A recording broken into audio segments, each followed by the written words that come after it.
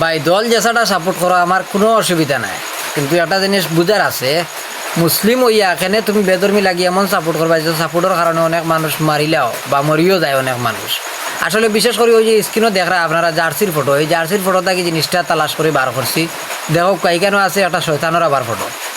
কারণ ওই যে জার্সির তুমি মনে করলে যে দলের সাপোর্ট করলাই, এই দলে কিতারে সাপোর্ট করে 24 ঘন্টা শয়তানোর অনুসারী, শয়তানোর মনে হলে 24 ঘন্টা পূজারি করে, শয়তানরে সাপোর্ট করে। এই শয়তানরে যে সাপোর্ট করে আমরা মানুষ হইয়া কিলা মুসলমান হইয়া যে আর একটা বেদর্মী লাগি, আর একটা বেদর্মী দেশ লাগিয়া যে দেশ সকলে মনে হলে 24টা ঘন্টা প্রতিনিয়ত মুসলিমের উপরে নির্যাতন করেন। আসলে আমার কেউ দোষারোপ করবা না, আমি তোমার দৃষ্টিতে কই কেউ দোষারোপ করিও না, কিন্তু কিলারে ভাই মানে একটা মুসলিম হইয়া তুমি আর একটা বেদর্মী লাগে সাপোর্ট করবাই, যেখানে তার গেঞ্জি যে একটা আছে পরনো ভিন্ন, এই গেঞ্জিটাও তো মানে শয়তানের অনুসারী ছবি লাগায়।